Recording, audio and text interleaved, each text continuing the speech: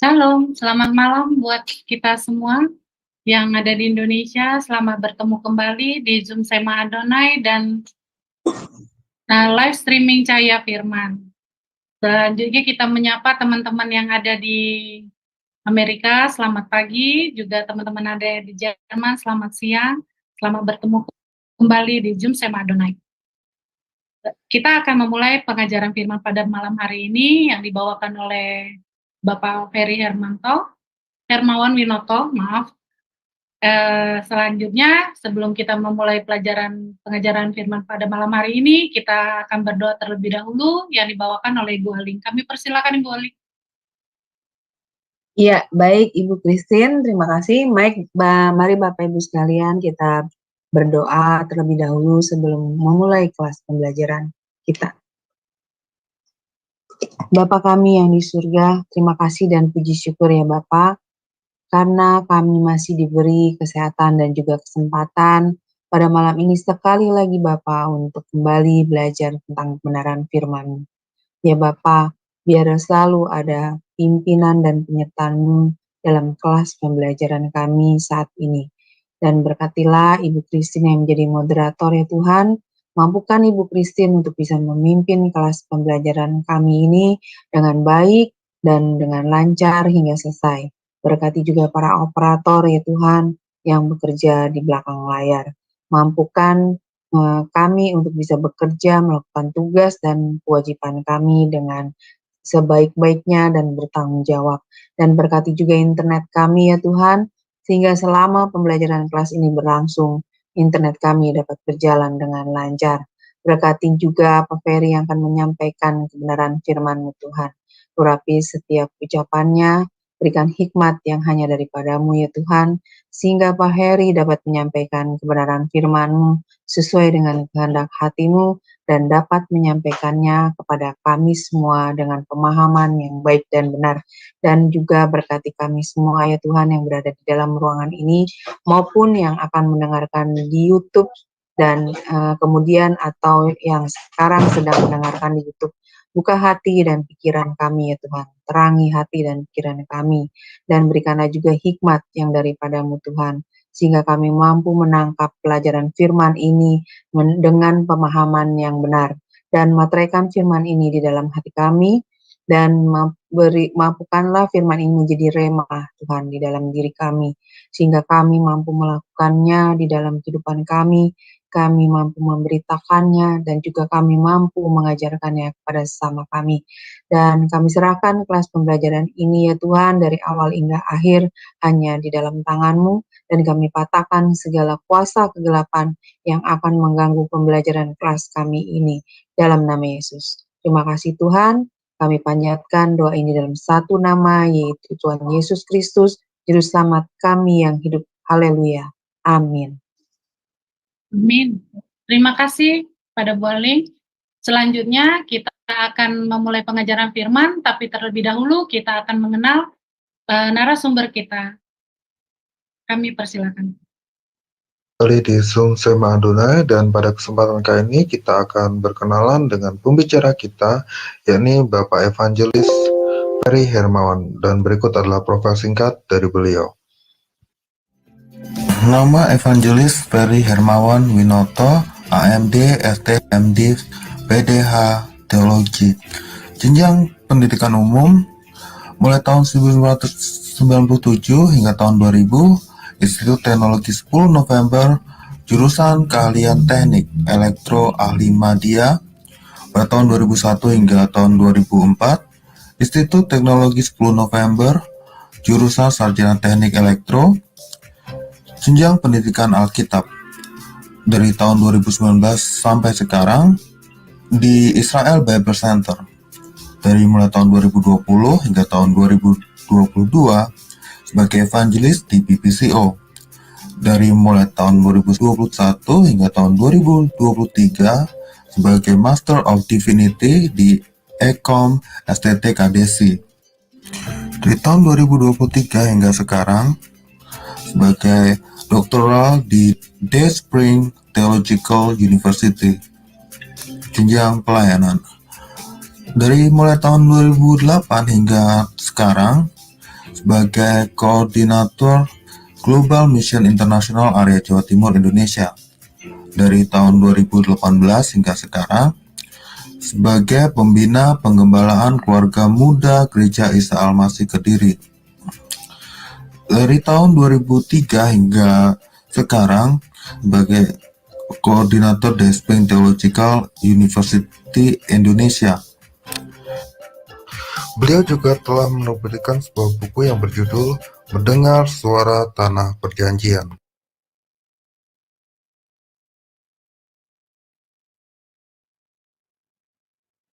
Demikianlah profil singkat dari narasumber kami. Sebelumnya kita menyapa pada Pak Ferry. Apa kabar, Pak? Selamat malam, selamat pagi, dan selamat apapun dimanapun Bapak Ibu berada. Kabar baik. Kabar baik, puji Tuhan, Pak. Sudah siap, Pak, untuk memberikan pengajaran firman pada malam hari ini, Pak? Sudah sangat siap. Oke, kami persilahkan, Pak. Terima kasih.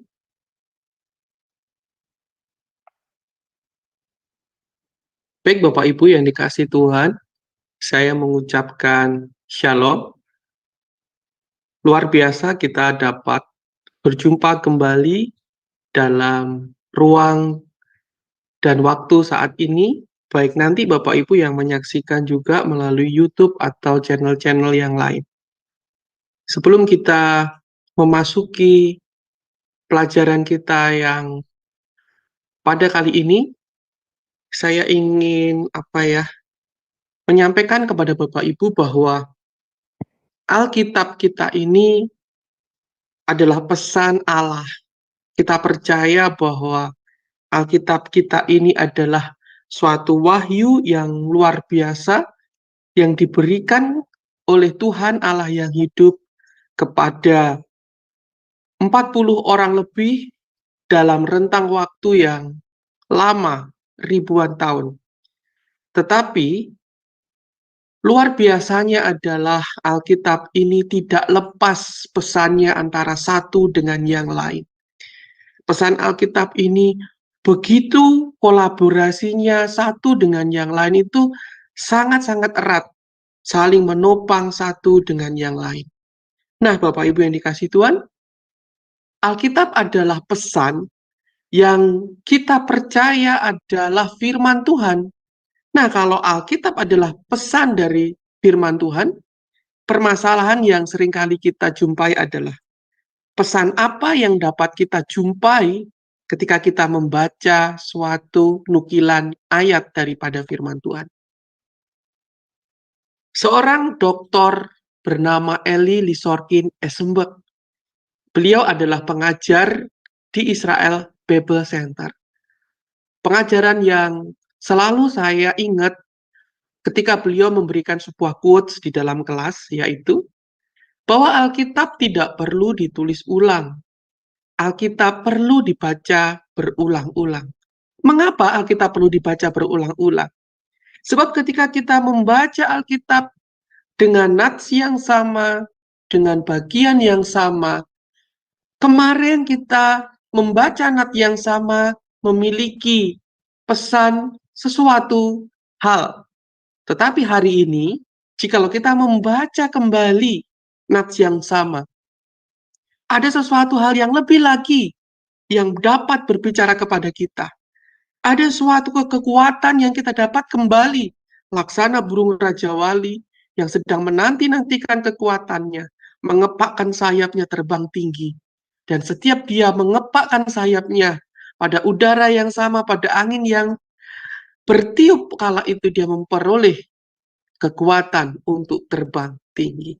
Nah, ayat Alkitab ini juga akan memberikan kekuatan yang luar biasa ketika esok hari dengan nats yang sama Bapak Ibu membacanya kembali.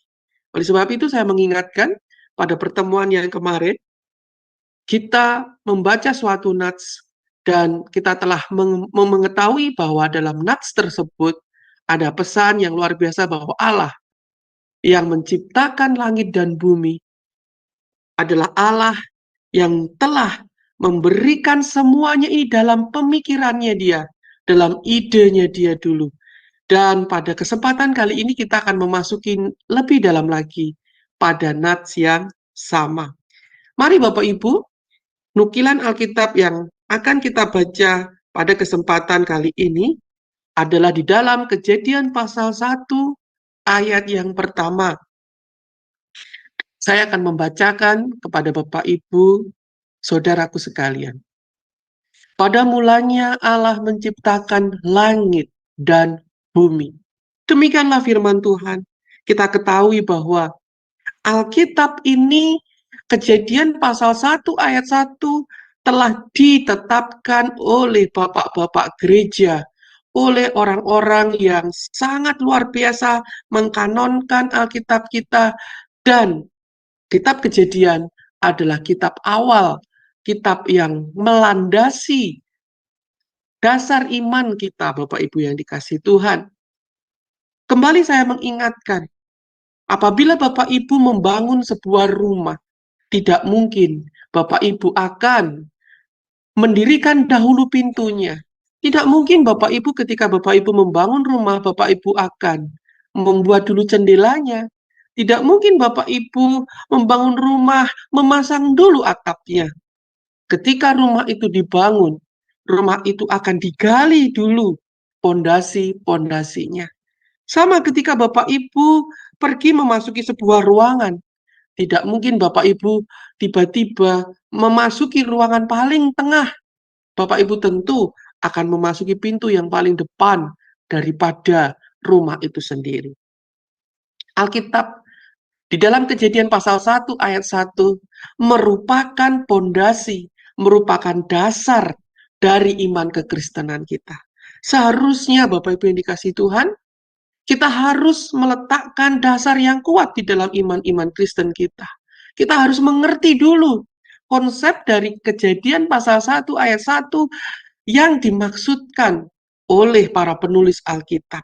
Bahkan harus kita meresapi apa maksud Tuhan daripada dia menuliskan pesan di dalam Kejadian pasal 1 ayat 1 sebelum kita membahas isi-isi daripada Alkitab dalam ayat-ayat selanjutnya. Saya percaya Tuhan akan membukakan sesuatu yang lebih dalam dan lebih dalam lagi bagi kita semuanya. Saya ingin menyampaikan kepada Bapak Ibu sekalian bahwa di dalam penyampaian saya pada saat ini adalah terfokus di dalam membaca Alkitab dalam tulisan-tulisan kuno, dalam tulisan-tulisan Ibrani yang kuno, dalam bahasa-bahasa aslinya. Sehingga bukan berarti arti daripada orang Indonesia atau arti dari nats yang telah Bapak Ibu baca ini adalah salah. Tidak Bapak Ibu. Kita tahu bahwa Alkitab ini ditulis oleh seorang hamba Tuhan yang luar biasa, yaitu Musa. Kejadian adalah salah satu paket dari kitab Taurat yang diturunkan oleh Tuhan, yang dipercaya oleh bangsa Israel, diberikan kepada Musa di atas Gunung Sinai. Dan Musa mengajarkan kepada bangsa Israel.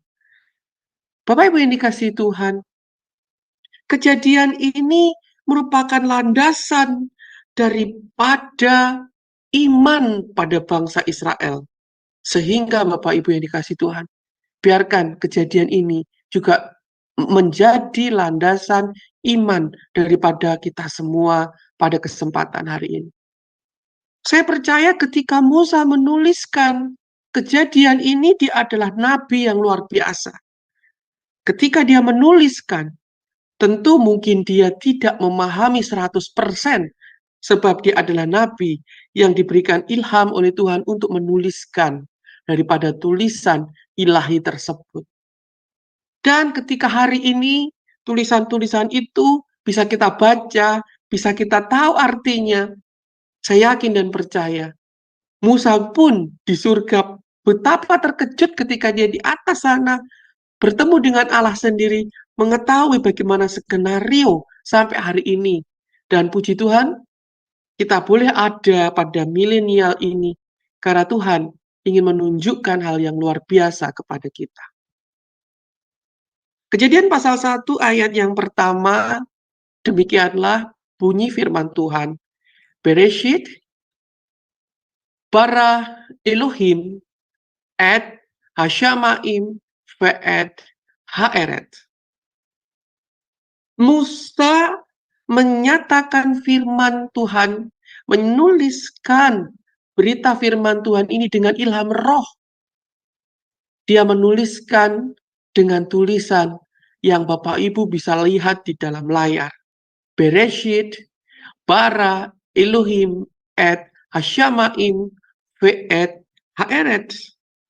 Yang artinya adalah Bereshit artinya pada mulanya. Bara artinya menciptakan. Elohim artinya adalah Allah.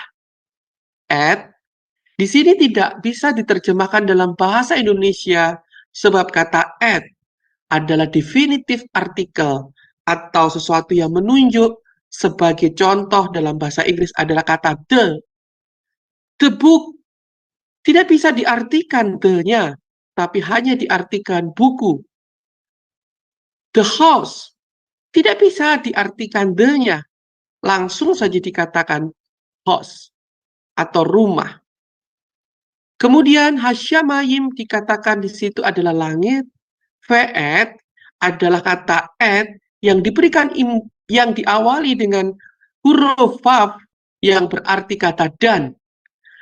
Kemudian yang terakhir pada Kejadian pasal 1 ayat 1 adalah kata ha'eretz. Ha'eretz yaitu bumi. Nah, Bapak Ibu yang dikasihi Tuhan, Musa menuliskan pesan firman Tuhan ini karena Musa diilhamkan sendiri oleh Allah, oleh roh Allah dalam hidupnya. Tetapi sang Allah, sang firman itu telah menjadi manusia, yaitu menjelma menjadi manusia, dan dia adalah Yesus, sang firman, yang menyatakan firman dengan kuasa roh. Dan di dalam Yesus sendiri, dan dengan perkataan sang firman itu sendiri, dia mengatakan bahwa di dalam Matius 5 ayat 17 sampai dengan 19, karena aku berkata kepadamu sesungguhnya selama belum lenyap langit dan bumi ini, satu yod atau satu titik pun tidak akan ditiadakan dari hukum Taurat sebelum semuanya itu terjadi. Ini artinya bahwa yod, titik pun ada maknanya. Berarti kata definitive artikel atau yang tertulis di dalam Kejadian pasal 1 ayat 1 itu tentu ada maknanya. Nah, Bapak Ibu, hari ini pada pertemuan kedua ini saya akan membawakan Bapak Ibu sebuah pengetahuan bahwa perkembangan bahasa Ibrani. Bahasa Ibrani yang Bapak Ibu baca adalah bahasa Ibrani modern, yaitu Aramik Hebrew yang berkembang, yang ada sejak 550 sebelum Masehi. Tetapi bentuk daripada yang lebih kuno adalah piktograf, huruf-huruf piktograf. Jadi sebelum alfabet ABCD ini atau yang disebut alef, bet, dan seterusnya sampai taf adalah bentuk-bentuk berupa piktograf. Jadi sebuah logo-logo, sebuah lambang-lambang, mereka mengerti itu berbicara apa. Jadi alef dilambangkan kepala kerbau, bet dilambangkan dengan rumah, jimel dilambangkan dengan kaki unta, dan seterusnya. Itulah cara bangsa Ibrani berkomunikasi pada zaman kuno. Dan demikianlah di dalam layar Bapak Ibu bisa melihat bagaimana tulisan Musa yang sekian ribu tahun yang lalu mungkin kalau boleh dia menuliskan. Sebab di padang gurun, Bapak Ibu tentu harus mengingat, di padang gurun, di Gunung Sinai, Allah menurunkan firman-Nya di dalam 2 loh batu. Tidaklah mungkin Taurat yang berisi sedemikian banyaknya itu ditulis di dalam batu. Itu bawanya bagaimana Bapak Ibu kekasih Tuhan? Pernahkah itu Bapak Ibu bayangkan jikalau Taurat ditulis di dalam batu oleh Musa, bagaimana dia bisa membawanya? Tidak mungkin mereka bisa. Oleh sebab itu ada di dalam ajaran Ibrani, ada Taurat lesan dan ada Taurat yang tertulis. Bapak Ibu dikasih Tuhan, Bereshit, bara, Elohim, et, Hasyamaim, ve'et, ha'eretz. Pertemuan yang pertama kita sudah membahas bagaimana kata et di dalam bahasa Ibrani modern. Dan pada pertemuan kedua ini, kita akan melihat apa yang dibicarakan, apa yang dipesankan oleh penulis Alkitab yang menuliskan Kejadian pasal 1 ayat ke-1 di dalam tulisan piktograf. Et di dalam piktograf dilambangkan, dituliskan alef dan taf. Alef dilambangkan dengan kepala lembu yang mengartikan sebuah kekuatan, yang mengartikan hal-hal yang ilahi, yang mengartikan pemimpin. Itu adalah kepala lembu yang utama, yang di depan. Lembu adalah seekor binatang yang memberikan kehidupan bagi masyarakat Semitik kuno. Lembulah yang membajak sawah, lembulah yang memberi makanan oleh bangsa-bangsa pada saat itu. Alef mempunyai gematria value-nya 1. Dia dilambangkan seekor kerbau yang berarti suatu kekuatan, suatu energi power. Dia juga berarti leader. Dia juga berarti pengajaran, tips. Dia juga berarti yoke atau cook dan thousand. Nah, Bapak Ibu yang dikasihi Tuhan, itulah yang dipikirkan oleh orang-orang Semitik kuno, orang-orang Ibrani kuno tentang huruf alef. Dan kemudian huruf taf, entah bagaimana hal itu bisa terjadi. Sebab pada pemikiran orang kuno, belum ada bangsa Romawi yang memiliki hukum atau hukum salib. Tetapi ternyata di dalam pemikiran orang-orang kuno, cross, stick, atau sesuatu yang membentuk cross adalah apa yang tertuang di dalam huruf taf yang memiliki makna, yaitu suatu simbol, suatu tanda, suatu segel, suatu covenant, suatu perjanjian, dan suatu tanda tangan. Nah, alef, taf, itu artinya sangat-sangat mendalam dan sangat-sangat luar biasa. Bapak Ibu yang dikasihi Tuhan, di depan layar Bapak Ibu, saya ingin menyajikan kehebatan bahasa Ibrani. Bahasa Ibrani adalah bahasa yang luar biasa, yang dipercaya oleh para ahli, merupakan bahasa Adam dan Hawa yang ada di Taman Eden. Bahasa yang tidak turut dikacaukan di dalam menara Babel. Bahasa yang benar-benar murni bahasa surgawi. Oleh sebab itu bahasa Ibrani mempunyai layer-layer penyingkapan rohani yang lebih mendalam. Bahasa Ibrani ini bisa diputar balik. Bahasa Ibrani ini bisa diputar-putar. Dia seperti 3 dimensi begini. Alef dan taf adalah alef dilambangkan kepala kerbau. Alef, huruf Ibrani modernnya seperti yang ada pada layar. Dan kemudian taf, dia dilambangkan seperti salib. Tetapi apabila ini digeser atau diputar, dia akan menjadi antara kepala kerbau dan salib ini kayak menjadi satu. Di manakah alef taf ini berada? Bapak Ibu yang dikasih Tuhan, apakah ini pernah tergambar di dalam pemikiran Anda? Apakah ini pernah terbersit dalam pemikiran Anda?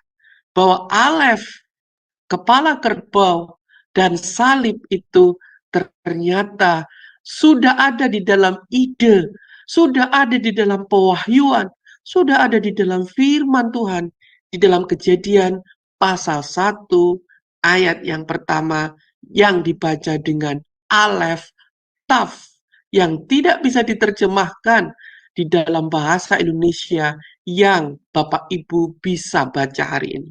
Bukan berarti salah, Tetapi ternyata ada layer-layer harta karun di sana yang terpendam. Alef dan Taf. Beginilah yang mereka bentuk ketika 3 dimensi diputar-putar. Dan ketahuilah Bapak Ibu yang dikasih Tuhan, ingatlah Alef Taf adalah ketika sang pemimpin, sang kepala. Alef adalah pemimpin, Alef juga berarti Elohim. Ketika Elohim, pemimpin yang utama di antara kita, sedang melakukan, berada,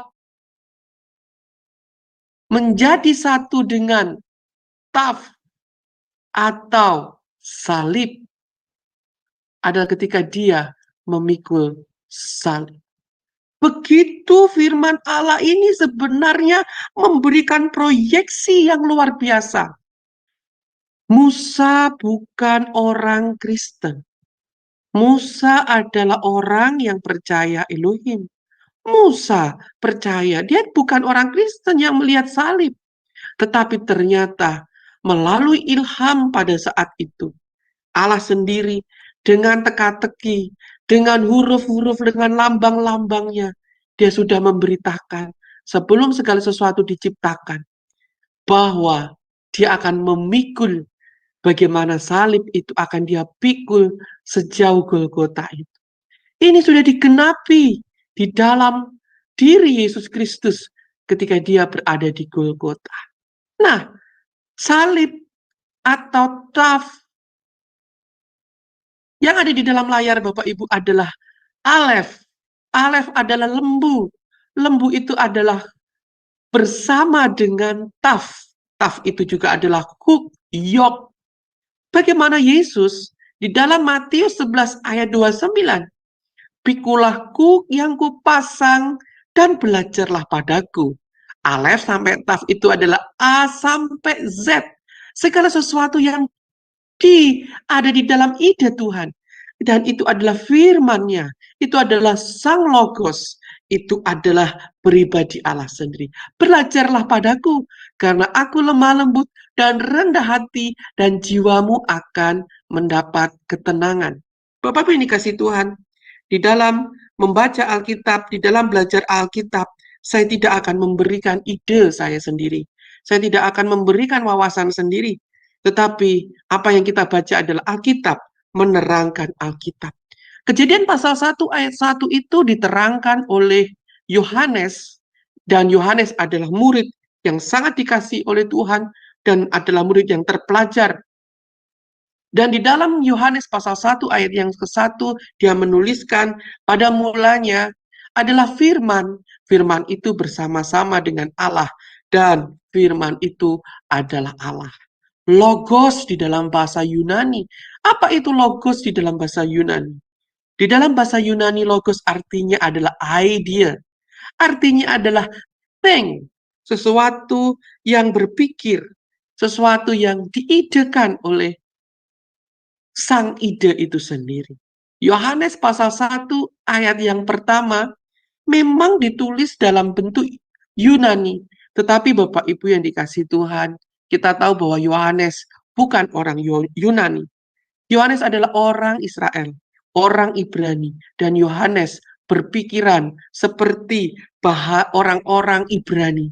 Tentu di dalam otaknya adalah suatu kata-kata Ibrani, dan di dalam kata-kata Ibrani dalam Yohanes pasal 1 ayat 1 adalah Bereshit, Hayah, Hadafar, Vehadafar, Hayah, Et, Ha Elohim, Ve Elohim, Hayah, Hadafar.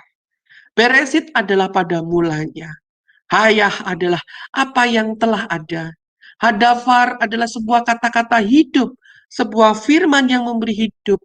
Dan Vehadafar adalah kata-kata yang mendatangkan kutuk, firman yang mendatangkan kematian. Bapak Ibu yang dikasih Tuhan, bagaimana ini terjadi di dalam Alkitab kita?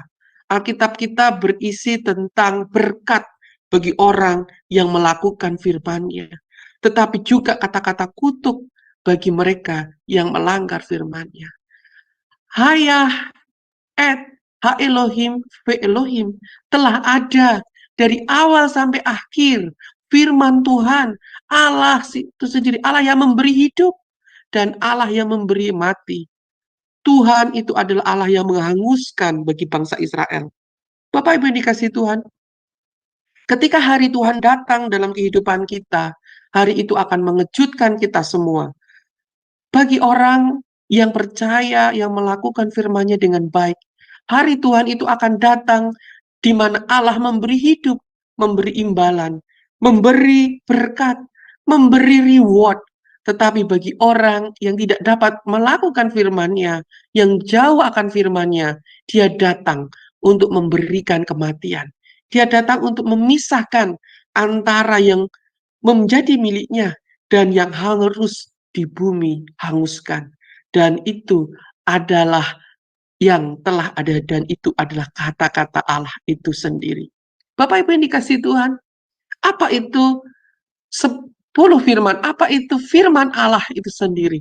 Nah, Bapak Ibu yang dikasihi Tuhan, kita akan membaca 10 firman Tuhan yang di dalam bahasa Ibrani adalah Aseret Hadibarot atau Aseret Hadevarim, yang di dalam bahasa Yunani dikatakan Dekalog atau 10 firman. Jadi ini bukan 10 perintah, bukan 10 hukum. Kalau hukum itu dalam bahasa Ibrani adalah misvot atau mitzvah. Atau hukum itu dalam bahasa Ibrani adalah mitzvah atau mitzvot ini ya. Jadi Bapak Ibu yang dikasihi Tuhan, itu bukanlah suatu hukum. Itu bukanlah suatu yang berat. Tapi ini adalah firman. Jadi Taurat itu adalah petunjuk hidup. Dari 10 firman yang disampaikan oleh Tuhan itu, muncullah hukum-hukum 613 misvot. Bapak Ibu yang dikasihi Tuhan, firman itu adalah ucapan Allah. Bapak Ibu pasti percaya, Bapak Ibu pasti yakin bahwa firman itu adalah ucapan Allah.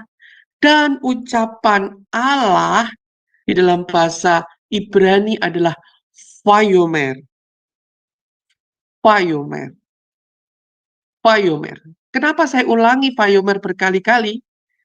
Karena ada sesuatu hal yang ingin saya tunjukkan. Bapak Ibu, sebelum kita lebih lagi memasuki apa yang akan kita tunjukkan, 2 loh batu yang ditulis oleh tangan Tuhan di dalam Talmud Babilonia Bava Batra 14a. Wah, apa itu Talmud gitu ya? Di situ tertulis demikian. Talmud adalah sebuah kumpulan teks Yahudi yang penting dalam tradisi agama Yahudi. Teks ini terdiri dari 2 bagian utama, Talmud Yerusalem dan Talmud Babylon.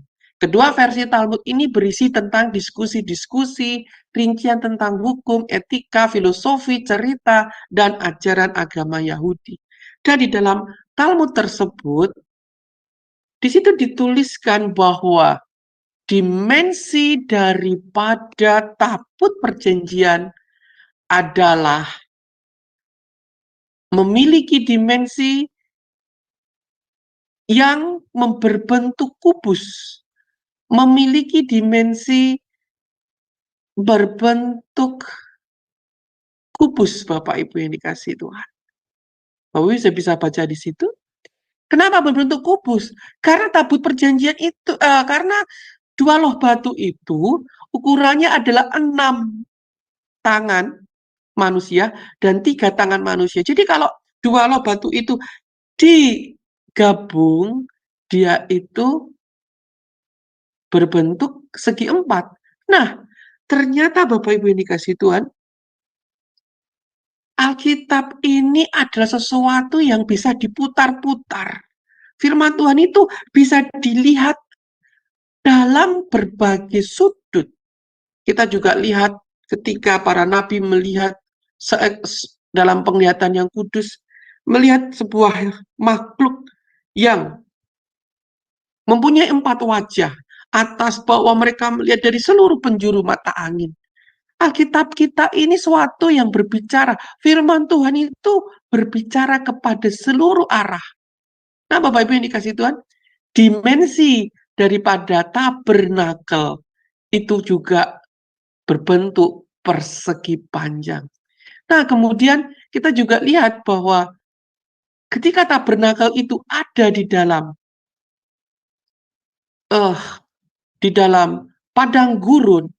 Jadi pada awalnya rumah Allah itu adalah sebuah tenda, dan kemudian Raja Daud ingin membuat sebuah rumah bagi kediaman Allah. Maka Salomo dengan izin Tuhan, bukan Raja Daud, membuat bait kudus bagi Allah bangsa Israel. Dan bait kudus, bait Allah ini dibuat dengan denah, dengan ukuran yang adalah juga persegi 4. Apa artinya ini? Adalah bentuk full dari kedua loh batu itu. Sebuah bentuk yang seimbang, simetris, yang benar-benar seimbang. Matius 11 ayat 29, pikulah kuk yang kupasang dan belajarlah padaku. Saya mengucapkan terima kasih. Bapak Ibu adalah orang-orang yang rajin belajar kepada Tuhan. Belajarlah padaku. Di situ dikatakan, belajarlah padaku. Pada siapa, Bapak Ibu sekalian? Tentu Bapak Ibu belajar pada Yesus. Siapakah Yesus itu? Yesus adalah Sang Firman. Yesus adalah Sang Logos itu. Dan firman itu adalah ucapan Allah. Kembali saya ingatkan, ucapan itu adalah firman. Dan firman itu adalah Yesus. Dan ucapan Allah itu adalah Vayomer di dalam bahasa Ibrani-nya. Nah, apa itu Vayomer di dalam bahasa Ibrani? Kalau Bapak Ibu cermati baik-baik Kejadian 1 pada pasal yang pertama, Bapak Ibu tolong lihat sendiri di rumah masing-masing. Bukalah dalam bahasa Ibrani berapa banyak kata Vayomer yang Bapak Ibu dapat hitung di dalam Kejadian pasal 1. Mari kita akan hitung. Di dalam pasal yang ketiga, Bapak Ibu akan melihat kata Vayomer. Kemudian di dalam Kejadian pasal 6, Bapak Ibu juga akan menemukan kata Vayomer yang kedua. Kemudian di ayat yang ke-9, Bapak Ibu akan menemukan kata Vayomer. Vayomer ini adalah berfirmanlah Allah gitu ya. Kemudian pada ayat yang ke-11, Bapak Ibu akan ketemu dengan kata Vayomer juga, berfirmanlah Allah. Kemudian pada ayat 14, Vayomer yang kelima, yang ke-20, Vayomer yang ke-6, yang ke-24, Bapak Ibu akan ketemu Vayomer yang ke-7, dan yang ayat yang ke-26, Bapak Ibu akan menemukan lagi kata Vayomer yang ke-8. Yang ke-28 ini, Vayomernya ada di tengah, ada di kalimat selanjutnya, yaitu yang ke-9. Ada dalam bahasa Indonesia itu kalau Bapak Ibu menjumlahkan kata berfirmanlah, Bapak Ibu akan menemukan 11. Tapi sebenarnya ada suatu bagian yang tidak sama dengan Vayomer. Oleh sebab itu di dalam bahasa Ibrani kata Vayomer berfirmanlah Allah itu hanya ada 10. Hanya ada kata 10. Nah, kenapa ditulis juga 10 firman Tuhan yang turun dari langit di atas gunung Sinai? 10 ucapan Allah adalah firman dalam penciptaan Kejadian. Ini sesuatu yang mengejutkan. Ternyata firman itu adalah ucapan Allah itu, adalah ucapan Allah yang menciptakan. Kemarin pada pertemuan pertama saya katakan bahwa Alef Taf, A sampai Z adalah firman, adalah ucapan, adalah ide. Dan ide itu di dalam penciptaan Kejadian pasal yang pertama diucapkan oleh Allah sebanyak 10. Dan ide itu menciptakan, dan kata-kata itu menciptakan menjadi pondasi di dalam segala sesuatu genealogi di dalam Kejadian pasal 1 ini. Menciptakan 10. Nah, 10 firman itu di dalam Keluaran 20 ke 10 firman itu juga membentuk 630 mitzvot, hukum, ketetapan, petunjuk. Ke-10 firman itu adalah dasar daripada kehidupan orang Israel, dasar dari kehidupan kita. Sari inti, ketika Yesus ditanya, apa sari intinya? Dari ke-10 firman itu, yang pertama, kasihlah Tuhan Allahmu dengan segenap hatimu, dan kemudian kasihlah sesamamu manusia seperti dirimu sendiri. Itu adalah inti. Dan di dalam inti, landasan firman ini, kalau Bapak Ibu mencermati, tolong Bapak Ibu baca di dalam Matius 5. Di situ dikatakan khotbah di atas bukit. Matius 5 adalah ucapan bahagia. Khotbah adalah ucapan Yesus. Yesus adalah Allah. Ucapan itu adalah firman. Jadi di dalam Matius pasal 5, khotbah di atas bukit adalah saat Tuhan di atas gunung Sinai menurunkan firman kepada Musa. Ketika Allah menyampaikan firman-Nya di tempat maha tinggi di dalam Kejadian. Dan itu adalah ucapan Yesus, adalah firman Yesus. Dan kalau Bapak Ibu lihat, firman Yesus di dalam Matius pasal 5 ini adalah ucapan Yesus kepada kita semua. Berbahagialah, berbahagialah, berbahagialah. Dan kata-kata berbahagia di situ yang Bapak Ibu bisa jumpai di dalam ayat-ayat selanjutnya, dari ayat 3 sampai ayat selanjutnya ke-12, itu adalah berjumlah 10 juga firman Allah. Yang ke-12 adalah ada 2 kali kata di situ diucapkan, yaitu adalah di dalam Matius 5, ayat yang ke-12, bersukacitalah dan bergembiralah. Apa itu bersukacita dan bergembiralah? Bersukacita dan bergembiralah adalah bagian dari berbahagialah.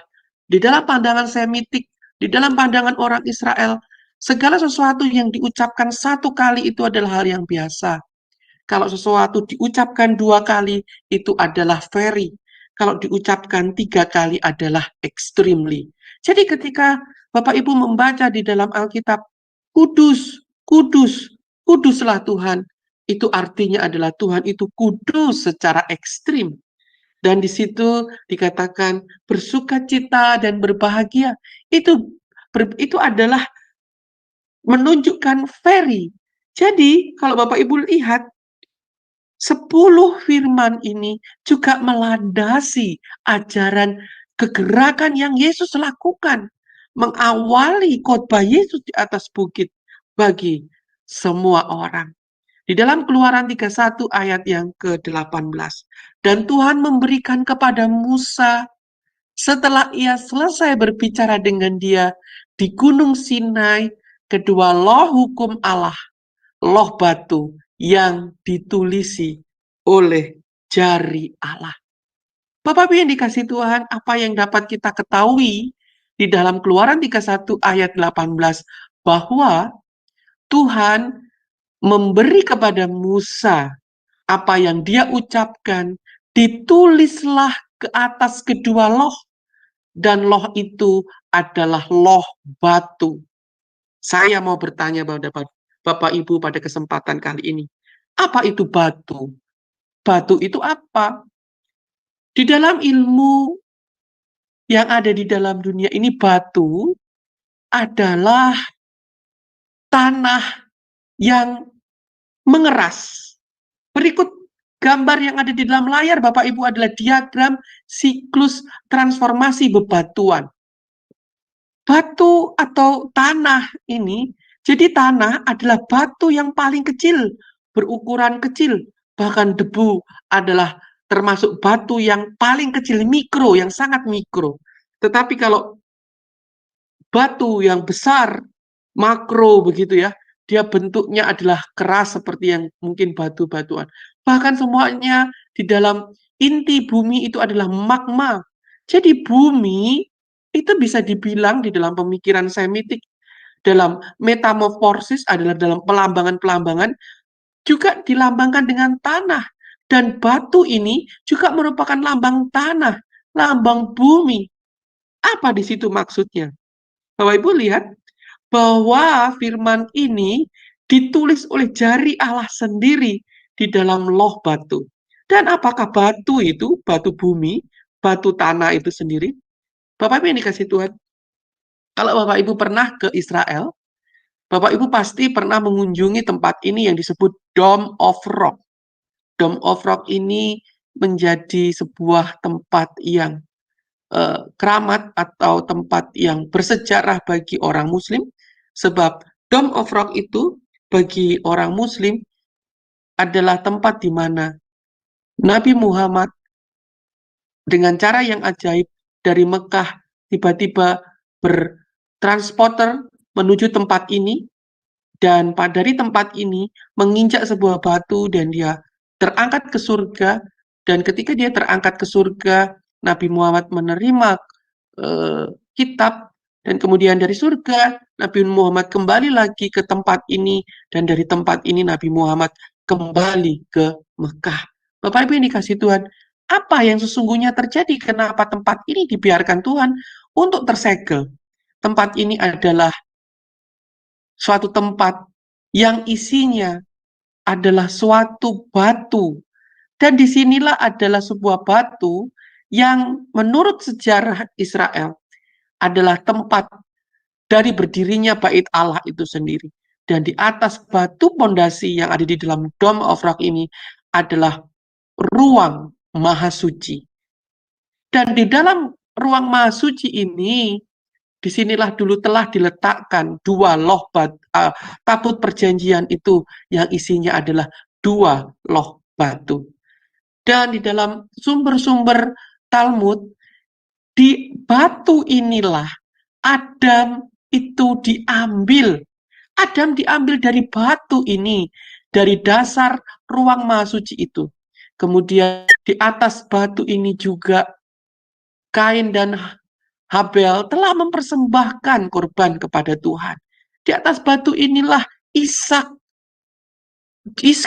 juga telah dikorbankan oleh Abraham kepada Tuhan, diikat dan di atas Gunung Moriah itu di dalam Kejadian pasal yang ke-22. Dan di atas batu ini jugalah Nuh memberikan sebuah persembahan persembahan kepada Tuhan. Dan kalau Bapak Ibu lihat di dalam layar, ada sebuah kotak di sini, dan disinilah letak dulu tabut itu berada. Dan tempat ini sudah disegel oleh orang Muslim dan menjadi tempat di mana mereka memperingati sejarah iman mereka. Dan Bapak Ibu yang dikasihi Tuhan, apa itu artinya? Ada sebuah kekuatan tangan Allah untuk memprotek agar tempat ini tidak bisa diakses oleh orang Yahudi lagi, agar tidak lagi dibangun sebuah bait lagi di atasnya. Mungkin seperti itu. Saya tidak mengetahui apa yang terjadi. Tetapi ketika itulah Tuhan Allah, Bapak Ibu yang dikasih Tuhan, di atas inilah, pada batu inilah, menurut Talmud ajarannya mereka, orang Ibrani, bahwa Tuhan telah membentuk Adam. Memang Adam juga dibentuk di dalam Alkitab kita adalah dari debu tanah.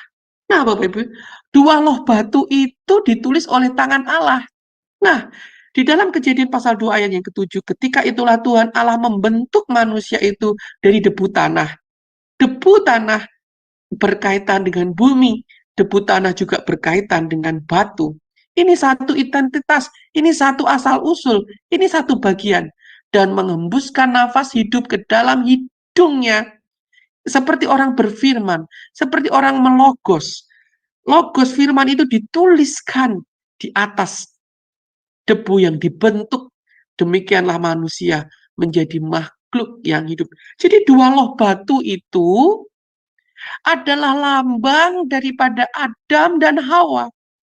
Dua loh batu yang diukir oleh tangan Allah adalah lambang daripada Adam dan Hawa.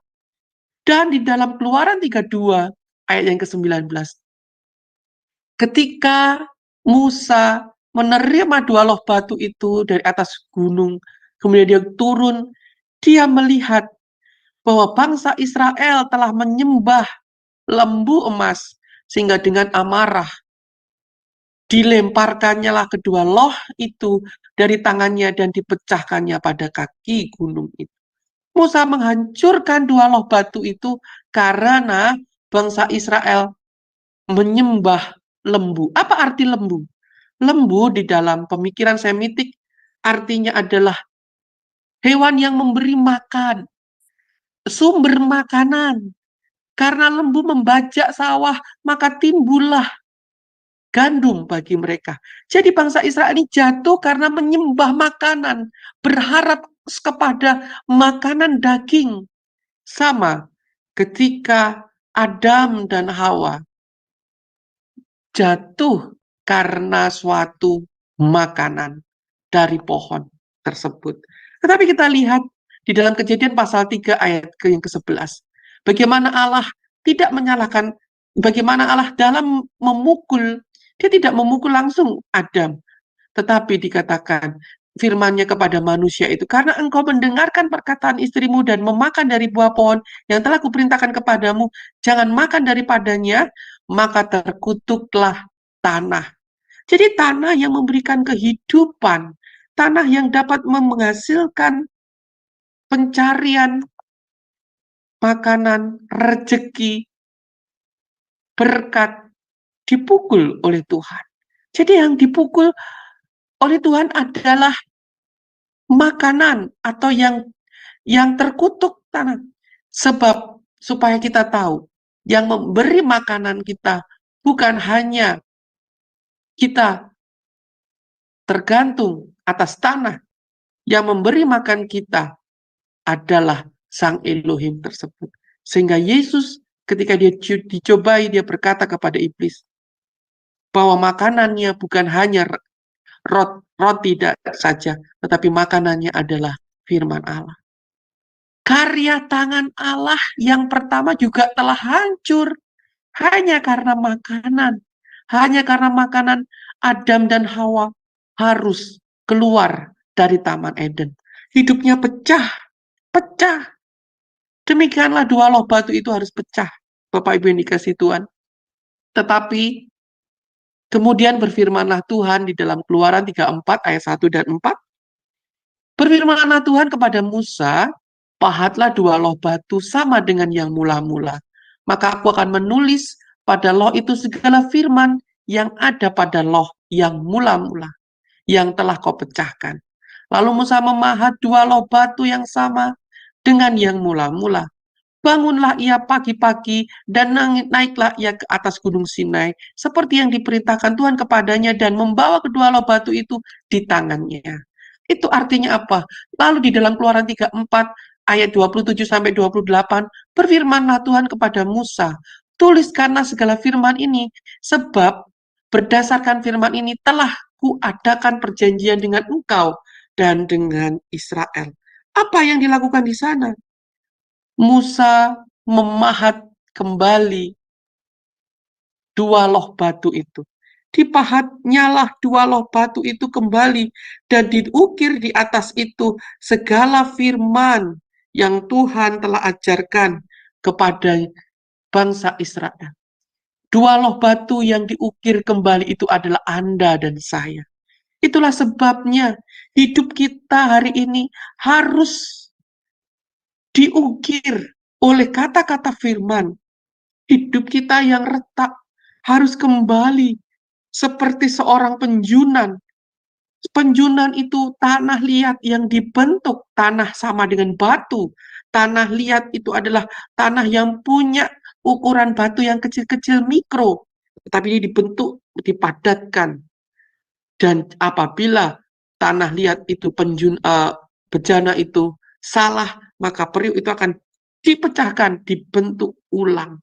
Anda dan saya harus dibentuk ulang, dengan firman Allah dan harus dibentuk dengan paku yang tertusuk. Jadi ketika firman Tuhan dalam hidup kita, dalam diri kita, tidak hanya untuk dipelajari saja, keluar dari telinga kanan, masuk dari telinga kiri, keluar dari telinga kanan, tetapi firman itu harus dipaku. Ketika kita mengalami masalah, ketika kita mengalami trouble, itu seperti paku. Atau bahkan ketika kita menerima berkat, menerima suatu hal yang luar biasa, kita seperti terpaku. Apakah kita dibentuk di situ? Nah, Amsal 7 ayat 1 dengan yang ketiga, hai anakku, berpeganglah pada perkataanku, dan simpanlah perintahku dalam hatimu. Berpeganglah pada perintahku dan engkau akan hidup. Simpanlah ajaranku seperti biji matamu. Tambatkanlah semuanya itu pada jarimu dan tuliskanlah itu pada loh hatimu. Hati kita adalah loh baru, Bapak Ibu, yang dipahat kembali oleh firman Allah. Oleh siapa? Oleh Musa. Firman Allah yang disampaikan oleh pengajar-pengajar yang Tuhan kirim dalam hidupmu. Pengajar-pengajar, Musa-Musa lain yang diutus Tuhan untuk menyampaikan firman-Nya, untuk memakukan firman itu di dalam loh hatimu. Bereshit bara Elohim et hasyamaim ve'ed ha'eretz. Dan di dalam kata selanjutnya, yaitu kata dan atau ve'ed, di mana alef dan taf yang kita lihat adalah saat digenapi, saat Kristus memikul salib. Di sini diimbuhkan Vav. Vav adalah paku. Vav lambang paku. Vav lambang pasak. Apa tuh Vav? Vav adalah sesuatu untuk menggabungkan. Huk. Vav itu adalah alef, taf. Ada paku ini, Vav itu paku. Paku apa? Paku alef taf. Yang untuk menggabungkan dari bumi, surga dan bumi ini tergabung. Apa artinya di sini Bapak Ibu ini kasih Tuhan? Alef dan taf ini ada pakunya. Alef dan taf ini harus terpaku. Dan itu dilakukan oleh Tuhan. Sang Yesus Kristus sendiri yang menggenapi firman. Hanya dia saja yang menggenapi firman. Dan ini Bapak Ibu yang dikasih Tuhan, ketika saya membaca ini, terkejutlah saya. Bahwa ini semua sudah ada di dalam Kejadian pasal 1 ayat yang pertama. Saya akan membutuhkan waktu sedikit lagi, bahwa dua loh batu pertama itu terlepas dari gaya gravitasi bumi ini. Bapak Ibu yang dikasih Tuhan. Bapak Ibu tahu nggak ketika Musa itu naik ke atas gunung Sinai, Musa itu umurnya sudah 80 tahun lebih. Seorang kakek-kakek naik ke atas gunung Sinai. Nah, kakek-kakek yang naik ke atas gunung Sinai itu memperoleh dua loh batu. Kemudian ketika dia turun, apa enggak keberatan membawa dua loh batu? Dia udah tua, dia pasti mengalami sesuatu hal sampai dia bisa, mohon maaf, mungkin dia bisa terjungkal turun karena membawa dua loh batu yang berat. Tetapi di dalam kisah yang kuno dikatakan di dalam kisah kuno tersebut bahwa dua loh batu itu, ketika dua loh batu itu ditulis oleh tangan Allah sendiri, dua loh batu yang memuat firman itu adalah membawa bebannya dia sendiri. Itu artinya apa? Membawa beban sendiri artinya batu itu nggak berat. Batu itu kehilangan gaya gravitasi bumi. Batu itu melayang, Bapak Ibu. Jadi ketika hidup Bapak Ibu dipakukan firman, ketika firman itu terpaku di dalam dua loh hatimu, maka Bapak Ibu akan terlepas gaya gravitasi bumi. Maka hatimu akan terputus dengan kecintaanmu akan dunia ini. Maka ketika firman Tuhan itu dipahat dalam loh batu, maka Anda akan terlepas dari gaya gravitasi bumi. Bapak Ibu yang dikasih Tuhan, di dalam Pekirat Rabbi Eliezer, ini ya sumbernya ya, batu itu melayang. Jadi loh batu itu punya dimensi, Bapak Ibu. Ucapan Allah ditulis dengan jari Allah, ini mempunyai dimensi yang bisa dibaca, yang bisa terucap dari berbagai segi. Dan dimensi itu melayang. Dia terlepas dari gaya gravitasi bumi. Dan Bapak Ibu yang dikasih Tuhan, kapankah Yesus menggenapi hal itu? Yesus berjalan di atas air. Artinya sang firman terlepas dari gaya gravitasi bumi. Matius 14 ayat 22 sampai dengan 33. Firman itu melayang di atas air. Firman itu melayang di atas air. Oleh sebab itu saya sampaikan Bapak Ibu apa yang terjadi di dalam kitab Injil, di dalam kehidupan Yesus. Bukan berarti, oh ya dia Allah, sesuka-sukanya. Dia mampu melakukan segala sesuatu. Tidak Bapak Ibu. Yesus katakan bahwa segala sesuatu yang dia lakukan adalah untuk menggenapi hukum Taurat. Jadi Taurat lisan itu digenapi dalam pemikiran bangsa orang-orang Ibrani yang ada di atas kapal ini. Murid-muridnya sudah tahu bahwa dua loh batu itu melayang. Nah Bapak Ibu ini kasih Tuhan, siapakah yang melayang di atas air pada saat Yesus berada di atas air? Yesus dan Petrus. Yesus dan Petrus adalah lambang dua loh batu itu melayang di atas air. Bapak Ibu yang dikasih Tuhan, lihat, Petrus berseru kepada Yesus, Tuhan, apabila engkau itu suruhlah aku datang kepadamu berjalan. Lihat, Petrus meminta Tuhan menyuruhnya. Lalu sang firman berkata, ini, firman berkata. Nah, kalau firman itu berkata, artinya firman itu masuk ke dalam hati imannya Petrus. Maka Petrus sekonyong-konyong dengan rasa pedenya, dia turun dari perahu dan berjalan di atas air mendapatkan Yesus. Tetapi ketika hatinya Petrus bimbang, ketika firman itu bimbang, ketika firman itu tidak bisa melengket, ketika firman itu tidak bisa tertatah di dalam hatinya Petrus akibat tiupan angin, akibat ketakutan dari pikirannya dia, maka dia akan tenggelam kembali mendapat daya tarik bumi. Dan saat itulah Yesus mengulurkan tangannya, memberikan kekuatan, dan akhirnya kekuatan itu kembali ada di dalam Petrus. Itu artinya Bapak Ibu, kalau kita pun juga sempat jatuh, kita pun juga sempat hancur, tetapi firman Tuhan harus terus ditatah, diukir di dalam dua loh batu hidup Bapak Ibu sendiri. Nah, ada suatu kejadian. Yesus terangkat ke surga. Nah, mengapa Yesus harus terangkat, Bapak Ibu? Kita ketahui ketika Yesus bangkit. Ketika Magdalena datang kepadanya, dia berkata, don't touch me, jangan jamah saya. Ketika itu Yesus berkata, karena aku belum bertemu dengan Bapa.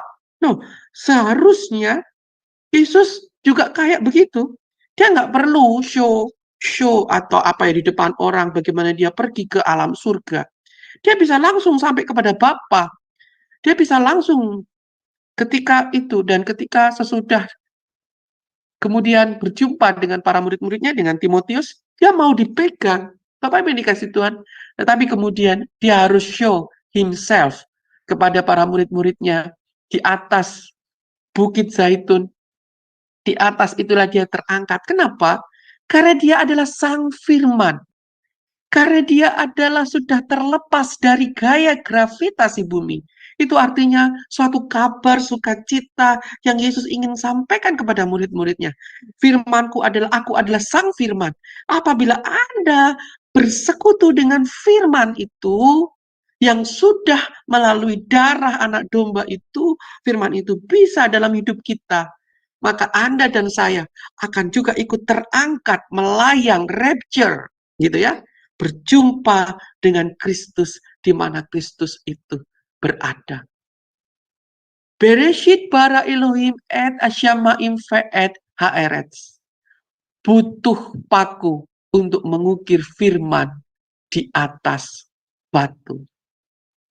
Demikianlah firman Tuhan, karena waktu sebenarnya masih banyak hal. Karena waktu, mungkin saya akan sambung ke pertemuan selanjutnya. Saya persilahkan kepada moderator untuk memimpin selanjutnya. Terima kasih buat Pak Ferry. Sungguh menakjubkan untuk pengajaran firman pada malam hari ini. Kita akan melanjutkan acara pada malam hari ini dengan sesi tanya jawab, tapi sebelumnya kita akan mendengarkan terlebih dahulu jadwal acara di Sema Adonai. Ya, baik, terima kasih Ibu Christine, baik Bapak Ibu. Saya akan membacakan acara Sema Adonai ke depannya. Baik, dimulai besok Minggu 10 Maret 2024 di jam 19.00 waktu Indonesia Barat, di Sema Adonai akan ada ibadah online Sema Adonai, Bapak Ibu. Dan yang menjadi liturgisnya adalah Ibu Dewi dari Jerman.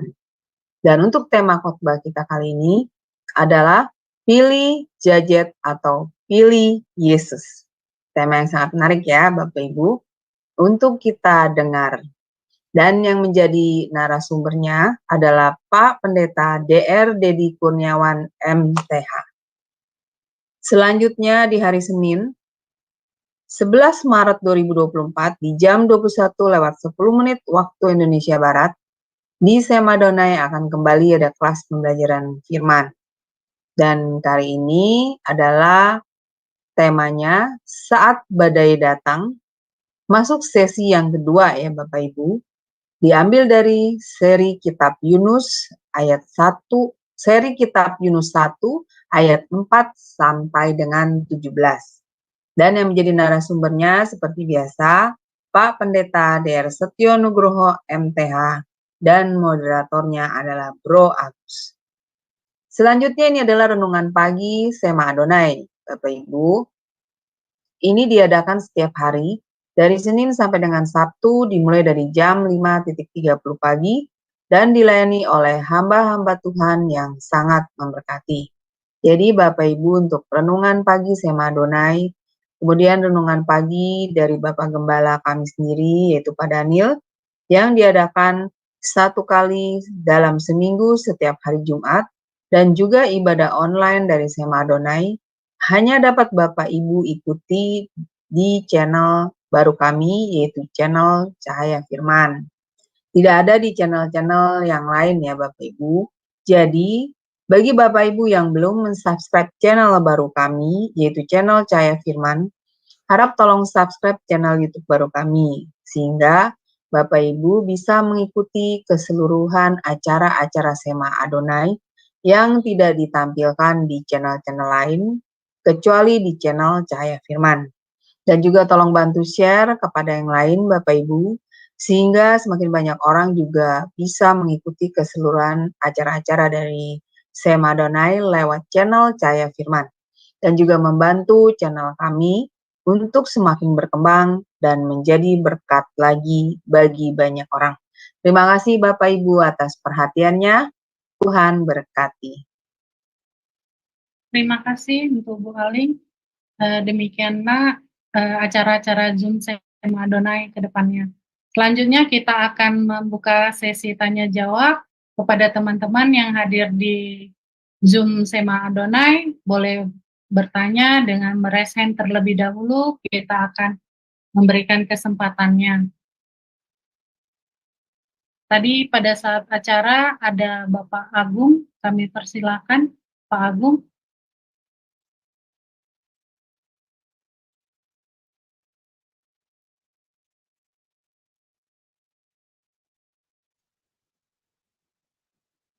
Oke, menunggu teman-teman yang ingin bertanya kepada Pak Ferry, ada satu pertanyaan dari teman dari live streaming yang ngechat ke saya pribadi. Pertanyaannya seperti ini, Pak. Dari Kejadian 1 ayat 1, apakah sebelum manusia diciptakan Tuhan, Tuhan itu sudah merancang manusia itu masuk ke surga atau ke neraka? Demikian pertanyaannya, Pak. Ya, terima kasih. Mohon maaf, saya izin off cam, Bu, karena sinyalnya di sini tiba-tiba naik turun supaya tidak terlempar. Oke, Baik, Pak. Bapak Ibu, sebuah pertanyaan, apakah ada orang yang ditetapkan, katakanlah begitu ya, udah dirancang nih, mati, atau udah dirancang dia hidup? Bapak Ibu ini kasih Tuhan, Allah tidak pernah di dalam rancangannya itu, di dalam kemahatauannya dia. Kita tahu bahwa Allah itu adalah Allah yang maha tahu. Di dalam kemahatauannya itu terbukti, kita lihat bahwa Kejadian pasal 1, keluar biasaannya bahwa kasihnya itu melimpah ruah. Kelihatannya dia udah tahu, dia memberikan pilihan aja ini. Oleh sebab itu diambillah unsur tanah, sehingga Bapak Ibu semua diciptakan. Ada unsur bumi, sehingga ada unsur yang paling bawah yang dibentuk Allah untuk tempat di mana firman-Nya itu boleh dipahat. Disitulah kita melihat bahwa kemahatauan Tuhan memberikan pilihan. Tuhan tidak ingin Adam dan Hawa, Bapak Ibu perhatikan, ternyata salib, kalau kita lihat salib, salib itu apa sih? Salib itu adalah ketika kita melakukan firman Tuhan, kan begitu ya? Apa itu salib? Salib dalam hidup kita ini apa sih? Kan? Salib dalam hidup kita ini ya firman Tuhan itu sendiri, ketika kita melakukan firman itu dalam kehidupan kita. Ternyata salib itu sudah Tuhan berikan ketika kita ada di Taman Eden. Iya, salib itu sudah ada di Taman Eden. Di mana? Ketika Tuhan ngomong sama si Adam, semua tumbuh-tumbuhan ini, semua buah-buahan ini boleh kamu makan. Tetapi ada satu hal yang nggak boleh kamu makan, yaitu buah pengetahuan yang baik dan yang buruk. Jadi sudah ada petunjuk, sudah ada sesuatu hal yang ditaruh di situ untuk menjadi salib. Nah, salib itu kenapa Tuhan taruh? Karena Tuhan itu nggak ingin manusia itu, iyalah Tuhan menciptakan manusia itu kan serupa dan segambar dengan dia. Dia hanya ingin manusia itu serupa dan segambar dengan dia gitu loh. Lu punya free will, kamu punya keinginan, kamu punya macam-macam keinginan. Tetapi kamu itu tak ciptakan serupa dan segambar semaunya Tuhan. Jadi dia memberikan suatu salib di situ agar kita mengikuti, tetapi Adam gagal. Adam gagal, Hawa dan Adam gagal memikul salib itu sehingga kehancuran ada. Jadi apakah Tuhan ingin menghancurkan hidup Adam? Enggak. Tapi dia tahu kalau itu akan terjadi, maybe. Bahwa maybe dia sudah tahu kecondongan hati. Sehingga dia ingin agar kita ini memilih dia, bukan memilih kecondongan hati kita.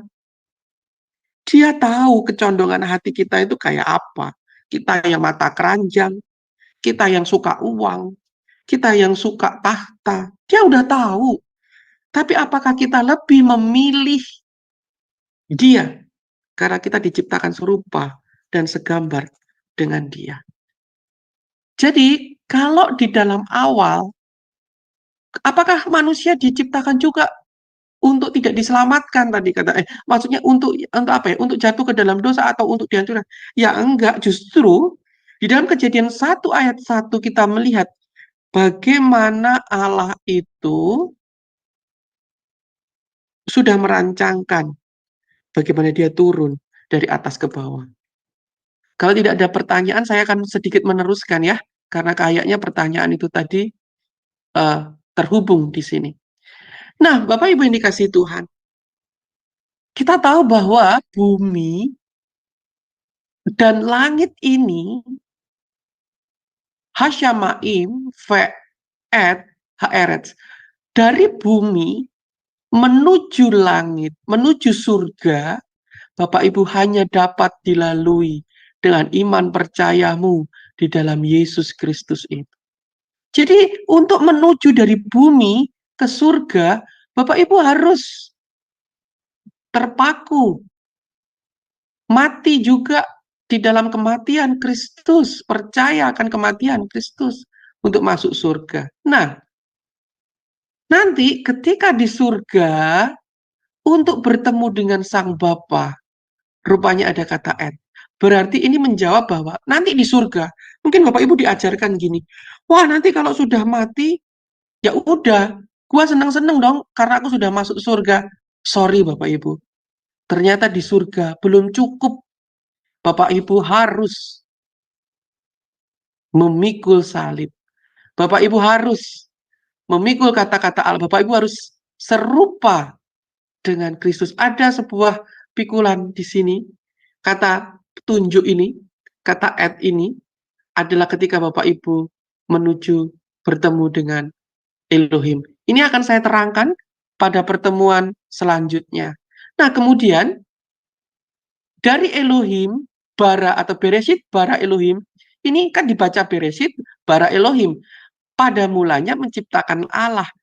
Jadi ketika Bapak Ibu sudah ketemu dengan Elohim, Bapak Ibu akan diciptakan kembali seperti pada mulanya. Nah, inilah di dalam Kejadian pasal 1 ayat 1, Bereshit bara Elohim et hasyamaim ve'et haaretz. Untuk dari bumi ini, Bapak Ibu menuju surga, Bapak Ibu harus melalui salib dalam darah Kristus. Baru Bapak Ibu masuk surga. Nah, ketika di surga, Bapak Ibu harus serupa, segambar dengan Kristus. Belajar firman lagi di sana. Bapak Ibu akan ketemu Musa, Bapak Ibu akan ketemu Abraham, Bapak Ibu akan ketemu Iskak, Bapak Ibu akan ketemu tokoh-tokoh iman, Bapak Ibu akan ketemu dengan ke-12 rasul, Bapak Ibu akan belajar rahasia-rahasia seluruh alam kesemesta. Dan ketika Bapak Ibu serupa dan segambar dengan anaknya yang tunggal ini, Bapak Ibu akan ketemu dengan Allah Bapa. Dan ketika Bapak Ibu ketemu dengan Allah Bapa, Bapak Ibu akan diciptakan kembali seperti pada mulanya. Seperti pada mulanya. Jadi hidup Anda ini nggak melulu di sini. Ini masih ada next, and next. Apa nextnya ini? Nah, ini nextnya, nah, baru tembus tuh ke sana. Baru apa ke sana. Jadi, kalau Bapak Ibu belajar firman Tuhan untuk masuk surga, itu harapan yang singkat, cuman satu step aja di sini. Bapak Ibu harus punya, melatih diri dari sekarang, belajar terus firman Tuhan ini untuk nyampe ke sini. Jadi apakah orang itu ditentukan? Enggak, ya diberi kehendak bebas. Untuk apa? Untuk sama serupa seperti ini, ya. Oke, nanti akan saya terangkan next selanjutnya hubungannya. Terima kasih. Terima kasih buat Pak Ferry. Buat teman-teman, kami masih membuka waktu dan tempat untuk melakukan tanya jawab dan juga pendapatnya, mengutarakan pendapatnya, kami persilahkan.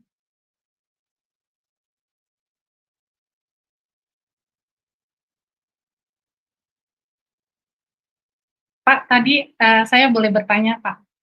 Tadi ada Silakan, Bu, penjelasan. silakan. Tadi ada penjelasan Bapak, kita akan ketemu dengan Allah dan dilahirkan baru lagi. Jadi pertanyaannya itu mungkin umum dan pernah orang bertanya, apakah itu bentuknya tubuh kita seperti ini lagi atau akan ada bentuk tubuh yang baru lainnya? Di dalam perjanjian baru dikatakan bahwa kita akan diubah. Kita akan diubah. Ya, diubah. Ada rahasia di situ. Ada rahasia besar di situ. Itu tercatat di dalam, bentar ya. Itu tercatat di dalam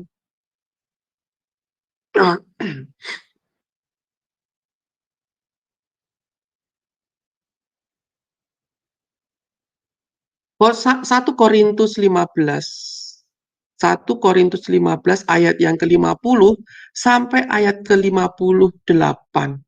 Di situ dikatakan rahasia. Jadi ada rahasia di situ bahwa kita semua akan mati, bahwa kita semua akan diciptakan, dibangkitkan, diubahkan di dalam ayat yang ke-51 ya, di dalam 1 Korintus 15 ayat yang ke-51. Kita akan diubahkan. Ubah, change. Seperti tubuh diubahkan something new. Itu, Bu. Berarti dengan tubuh yang lebih baru lagi gitu ya, Pak ya? Yap, tubuh Oke. yang terlepas dari gaya gravitasi bumi. Tidak ada lagi cinta akan dunia.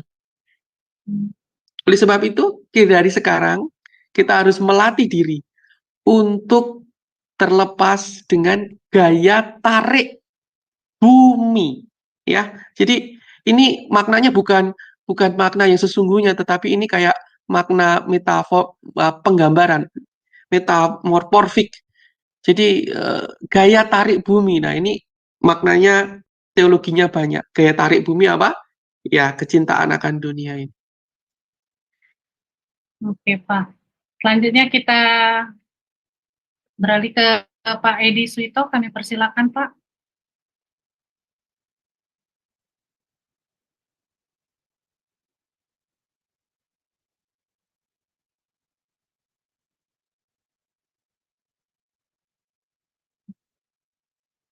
Shalom. Silakan, Pak Edi. Shalom, Pak. Pernah dengar istilah apa pardes, lalu ada untuk Ya. mengerti itu boleh dijelaskan. Terima kasih. Pak, mohon maaf buat putus-putus. Mungkin bisa dibilang istilah pardes, Pak. Pardes, Oh, pardes. Ya. Kurang lebih seperti itu, Pak Edi. Bentar ya, saya berarti apakah Bapak pertemuan pertama kemarin ada masuk? Seperti enggak? Oke, pardes ya. Saya akan terangkan pardes. Zoom. Oke, saya Ya, sekalian bagi screen. memberitahukan kepada teman-teman yang di live streaming lagi banyak yang nonton. Kalau ada pertanyaan ditulis aja. Nanti saya akan bacakan Pak Ferry ya. Ya, silakan Terima kasih. monggo Pak. Menjawab pertanyaan pardes.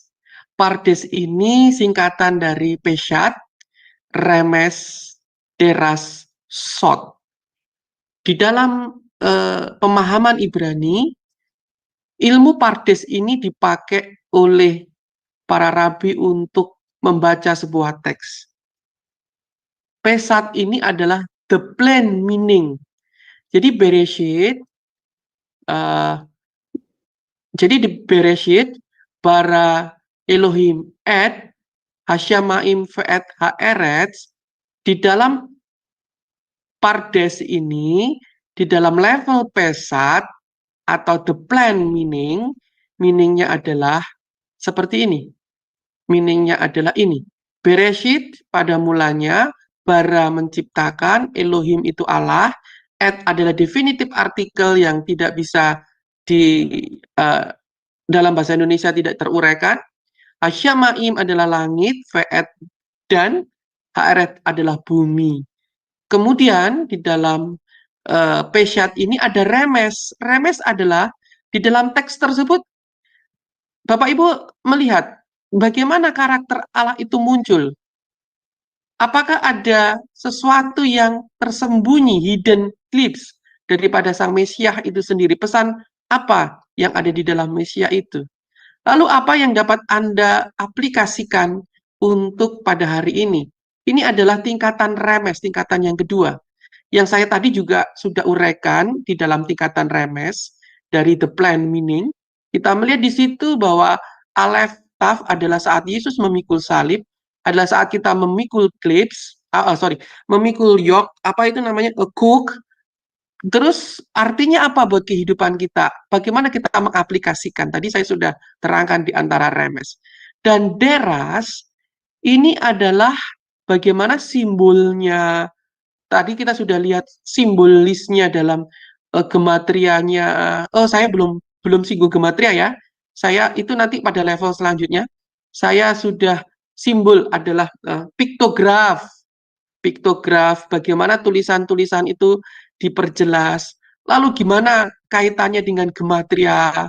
Lalu kaitannya dengan Talmud apa? Tadi kita sudah pada level deras. Nah, short itu apa yang Bapak Ibu sekalian tangkap? Short ini adalah penjelasan rohani, apa yang Anda tangkap dalam roh Anda ketika Anda mendengarkan saya menguraikan firman-firman ini, ketika kita merenungkan firman ini. Maka short, roh Allah yang tampil di tengah-tengah kita yang tidak tersembunyi, dia berbicara sendiri kepada Anda melalui melalui hati Anda sendiri. Ini Anda sendiri yang mendapat. Setiap orang masing-masing, setiap orang beda-beda. Mungkin begitu Pak, penjelasan dari Pardes. Mbak, saya Bagaimana Pak Edi? buka mute-nya lagi. Silakan Pak Edi. Bagus, terima kasih memberikan pencerahan. Tuhan berkati. Terima kasih Pak Edi, Tuhan berkati.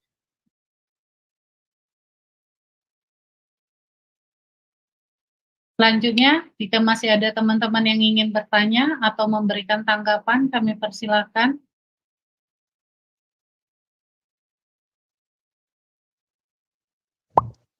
Saya menunggu dari live streaming chatting belum ada ya. Nah, itu ada Ibu Tina. Ya, kita silakan Ibu Tina. Oke, Ya, silakan salam. Bu Tina. Ya, salam Pak Ferry. Saya Ya. mau tanya, apakah benar apa namanya tuh apa nama Tuhan itu bahasa aslinya adalah Sang Penebus gitu, Pak? Benar nggak? Nama Tuhan ini macam-macam ya Bu. Kalau Iya. iya, jadi ketika Tuhan bertemu sama Musa, ayo namaku siapa? Ketika dia ditanya, namamu siapa? Gemon, nama aku punya banyak deskripsi. Salah satu nama Tuhan adalah yang dipakai oleh Yosua, Yehosua. Yehosua artinya selamat, keselamatan. Dan Yehosua itu adalah dalam bahasa Yunani itulah Yesus itu sendiri. Yesus. Jadi Yesus itu dalam bahasa Yahudi Hebrunya adalah Yehosua, dan di dalam bahasa Jawanya adalah Pak Selamat. Jadi Pak Selamat itu bahasa Indonesia, Pak Selamat itu adalah Yesus. Jadi Yesus itu bahasa Jawanya adalah Pak Selamat. Jadi apakah nama Allah itu adalah keselamatan? Bu, nama Allah banyak banget, Bu. Nama Allah banyak banget. Salah satunya adalah keselamatan. Salah satunya adalah Yehosua. Demikian yang bisa saya jawab. Ya, soalnya saya apa namanya saya belajar tadi itu saya ingat bahwa di situ dikatakan bahwa Tuhan itu bahasa aslinya adalah Sang Penebus keselamatan gitu. Jadi saya mikir, oh benar juga sih, terkadang gitu apa yang dikatakan Pak Ferry juga banyak benarnya juga ya. Ya, terima kasih Pak Ferry, itu aja. Shalom. Sama-sama Bu. Sama-sama. Yang menjadi hal yang mengkagetkan saya ketika saya membaca Kejadian pasal 1 ayat yang pertama sebagai pintu kita memasuki Alkitab kita adalah dari sebelum semuanya ini ditulis bahwa dia menebus, bahwa dia akan memberikan, dia tuh sudah punya ide itu duluan. Dia sudah menuangkan itu duluan. Luar biasa kan? Jadi sebelum kita sakit, sebelum kita lapar, dia itu sudah menyediakan. Oleh sebab itu Yesus bicara, apa sih kamu itu mau khawatir tentang apa? Jangan kau khawatir apapun, sebab sebelum engkau membutuhkan, sebelum engkau berdoa atas kebutuhanmu, Tuhan tuh udah tahu gitu loh. Tuhan tuh udah tahu lebih dulu di dalam kemahatauannya dia. Itu sukacita saya. Sehingga ketika saya membaca ayat-ayat selanjutnya, saya kayak melihat dia itu bapak banget ya. Dia udah tahu loh gua mau begini mau begitu. Dia membuat kita kembali, dia membuat jalan keluar untuk kita boleh kembali kepadanya. Demikian.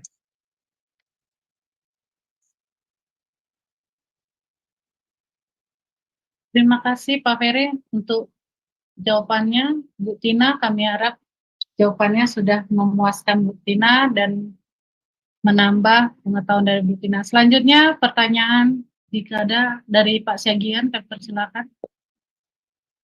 Ya, terima kasih kesempatan yang diberikan. Selamat malam Pak Ferry Hermawan Winoto. Selamat malam Pak Syagian. Iya, saya baru kali ini Pak ikut pelajaran firman. Ini kebetulan ini saya 2 minggu yang lalu sama hari ini saya mengunjungi orang Muslim. Kebetulan beliau itu kan sakit. Ada yang mereferensikan ke saya untuk berkunjung ke sana. Jadi 2 minggu yang lalu saya sudah ke sana. Mungkin saya sudah sempat saya ceritakan tadi sama teman-teman yang di sini. Pertanyaannya seperti ini. Yang minggu lalu itu, setelah saya berkunjung dulu itu ke sana 2 minggu yang lalu, cerita-cerita, terus dia menceritakan sakitnya sakit gula, diabetes, terus dia bilang saya kebetulan saya ada pernah baca Pengkhotbah 3 ayat 1, dia bilang gitu. Apa bunyinya? Coba baca, dia bilang gitu sama saya. Oh ya, saya baca ya, biar jangan saya lupa, biar jangan salah, saya bilang gitu. Langsung saya buka di HP kan, Pengkhotbah 3 ayat 1, saya baca Pak ya, saya bilang itu. Untuk segala sesuatu ada masanya. Untuk apapun di bawah langit ada waktunya. Itu saya pegang, dia bilang gitu. Untuk apa itu Bapak pegang itu? Saya belajar, dia bilang gitu. Oh ya, kebetulan saya belajar. Mau nggak ikut saya belajar? Oh nanti kapan-kapan, dia bilang itu. Jadi pendek cerita, saya tidak berpanjang. Terus saya belum kasih artinya, belum kasih sama beliau artinya. Terus yang kedua kali saya tadi berkunjung lagi ke sana, saya bawa teman satu. Terus cerita lagi dia, saya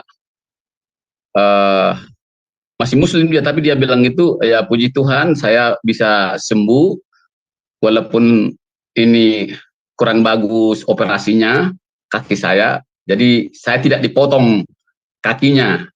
Jadi saya untuk sembuh penyakit saya ini, saya minum air seni, dia bilang gitu. Oh ya, saya bilang gitu. Katanya sih kalau orang Kristen tidak bisa minum, dia bilang gitu. Oh, saya ada yang ngasih tahu di Amsal 5 ayat 15. Dia bilang gitu. Oh ya, terima kasih Pak ya, saya baca dulu ya. Saya tidak hafal, saya bilang itu. Jadi saya bacakan Amsal 5 ayat 15. Bunyinya, minumlah air dari kulahmu sendiri. Seperti itu kan. Minumlah air dari sumurmu yang membual. Oh ya, seperti itu Pak ya, saya bilang itu ya. Kalau ini karena saya kebetulan belajar, saya belajar dulu, akan saya belajarin ini masalah air seni itu boleh diminum apa tidak, saya bilang itu. Jadi kalau yang kemarin itu Pak bilang itu di Pengkhotbah 1, Pengkhotbah 3 ayat 1 itu mungkin saya bisa jelaskan sedikit. Jadi ya sambil ini mau diskusi Pak Ferry, apa benar yang saya jawab sama beliau itu Pengkhotbah 3 ayat 1 itu. Begini Pak Agus itu. Jadi Pengkhotbah 3 itu kan ada segala sesuatu ada waktunya. Jadi Pak Agus itu kan dulu itu kan sakit-sakit, sudah hampir mati katanya, buta. Itu ada waktunya. Sekarang Pak Agus itu sudah mulai pulih. Itu berputar, ada waktunya. Saya bilang gitu. Jadi sekarang pun dulu kemarin minggu yang lalu itu Pak Agus bilang bisa makan pisau silet dan bisa ditusuk bibirnya itu tembus dari luar ke dalam itu keluar jarumnya, dia bilang itu. Itu nanti Pak Agus itu ada waktunya. Itu pun itu atau trik atau ilmu itu ada waktunya Pak Agus. Bisa bilangin gitu. Jadi segala sesuatu itu ada waktunya. Jadi mau ilmu itu yang dipegang Pak Agus atau trik itu ada waktunya Pak Agus. Itu yang bisa saya jelasin masalah pengkhotbah 3 ayat 1 itu. Nanti untuk berikutnya kalau saya berkenan ke sini saya akan datang. Kita akan sama-sama belajar karena saya kebetulan belajar pada saat ini. Jadi untuk Amsal 5 ayat 15 itu yang bisa minum air sen itu, ada yang merekomendasikan ke Bapak Amsal 5 ayat 15 itu, saya belum bisa jawab sekarang. Ya, suatu saat nanti akan saya ke sini, saya bilang itu. Jadi gimana Pak? Tolong saya dikasih penjelasan arti daripada pengkhotbah 3 ayat 1 tadi itu sama yang paling apa juga ini Amsal 5 ayat 15 itu. Terima kasih Pak. Terima kasih Pak Siagian. Iya. Mari monggo Bu Christine. Enggak Pak. Terima kasih Pak Siagian. Kami berikan waktunya kepada Pak Ferry. Oke. Terima kasih Pak Siagian. Tidak mengurangi rasa hormat saya mengucapkan terima kasih atas masukan pertanyaan daripada Bapak. Tapi saya mohon maaf, apa yang Bapak tanyakan di luar dari konteks yang saya terangkan ini tadi ya Pak Siagian. Iya. Apabila Bapak memerlukan penjelasan dari konteks Bapak ini tentang apa yang Bapak hadapi, saya paham di situ. Bapak nanti bisa tanya kepada Ibu Christine atau Ibu Heni, nomor saya bisa langsung jelaskan melalui WA atau melalui apa kepada Bapak. Tapi mohon maaf, pada ruang ini Bapak terlalu jauh dari teks konteks kita. Terima kasih. Ya, tadi memang sudah saya mikir seperti itu, karena judulnya itu kan tadi memang pesan dari masa lalu untuk masa depan. Tadi saya lihat di situ ada juga dari 1 Korintus 15 itu, ya ini hanya kalau menyimpang ya tidak apa-apa Pak. Nanti mungkin di hari-hari berikutnya saya akan bisa dapat penjelasan. Terima kasih. Saya tampung Pak, terima kasih. Mungkin pada minggu berikutnya kita akan membahas hal itu. Terima kasih. Ya, nggak apa-apa, ya. Oke Pak. Selanjutnya, jika masih ada teman-teman yang ingin bertanya atau memberikan tanggapan, kami persilahkan. Mengerti ya, tapi kalau saya pribadi, saya mau berterima kasih, saya belajar banyak hari ini, loading data banyak nih dari Pak Ferry nih, Pak. Iya, aduh luar biasa banget Pak Ferry membagi berkatnya, so amazing. Ada pemahaman-pemahaman yang lama ini saya nggak tahu, oh ternyata gitu, so amazing gitu ya. Jadi saya akan ulang lagi pasti untuk mendengar ini kembali pelajarannya untuk mendetail, untuk mengetahui apa tadi yang udah dijelaskan gitu ya. Nah itu aja sih dari saya, jadi kita ketemu nanti di Sabtu depan lagi ya Bu Christine ya. Iya. Cuman Zoom-nya nggak ditutup, jadi kita masih bisa ngobrol setelah ini kalau nggak ada pertanyaan lagi. Mungkin ada juga teman-teman malu ya, karena lagi live gitu mereka nggak berani bertanya gitu. Tetapi nanti setelah itu biasanya komunikasi kita lebih lancar kayaknya sih. Oke, karena mengingat juga waktu sudah semakin larut, kita untuk mengakhiri acara live streaming dan Zoom pada malam hari ini, kami mengucapkan terima kasih buat narasumber kami, Pak Ferry. Terima kasih buat pengajarannya. Sampai ketemu minggu depan. Dan buat teman-teman yang hadir di Zoom Sema Adonai pada malam hari ini, jika masih ada waktu dan berkenan, jangan tinggalkan dulu Zoom-nya. Kita bisa berbincang-bincang. Ada beberapa ke Zoom ini, boleh kenalan nantinya. Terima kasih buat semuanya. Acara Zoom Sema Adonai ini akan berakhir, namun pengajaran firman dari Zoom Sema Adonai tidak pernah berakhir. Akan ada narasumber yang membawakan banyak pengajaran firman dan mereka adalah orang-orang yang berkompeten. Kami tetap mengundang teman-teman untuk datang di Zoom Sema Adonai dan juga live streaming Cahaya Firman. Terima kasih untuk pada malam hari ini. Sampai ketemu lagi. Tuhan Yesus memberkati.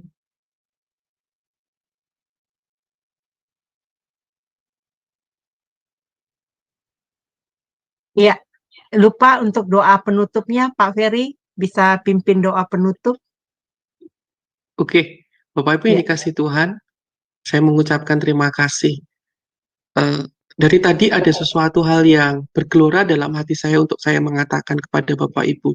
Saya nggak mengerti kenapa di tahun 2024 ini yang Tuhan taruh di dalam hati saya agar Bapak Ibu sekalian mengerti dengan baik sebuah tambahan pengetahuan tentang Kejadian pasal 1 ayat 1 sebagai pintu masuk Bapak Ibu memasuki Alkitab, sebagai landasan yang kuat dari rumah rohani Bapak Ibu. Sebab sepertinya ke depan ini akan ada suatu hal yang something happen. Isu-isu mungkin boleh Bapak Ibu lihat secara internasional. Isu krisis banyak yang karena perubahan iklim, karena matahari, karena apa dan sebagainya. Dan saya berdoa supaya dasar iman kita begitu kuat dan bahwa Tuhan sanggup melakukan, menyediakan apa yang kita butuhkan. Bapa yang di surga, Engkau Allah yang mengasihi kami. Engkau Bapa bagi kami. Engkau yang mengerti kebutuhan kami dan segala sesuatunya. Malam hari ini, waktu ini, pagi hari ini, dimanapun Bapak Ibu berada, kiranya tangan-Mu tetap menggandeng kami. Kiranya Kau tetap menuntun kami, agar kami selalu menuju kepadamu, agar kami selalu memilih Engkau, agar kami setiap hari serupa dan segambar, semakin serupa dan segambar dengan Engkau. Ukirlah firman-Mu di dalam hidup kami, agar kami terlepas dari kecintaan akan dunia ini. Di dalam nama Bapa, Putra, dan Roh Kudus, terimalah berkat daripada Tuhan kita Yesus Kristus. Yang percaya sama-sama katakan, amin.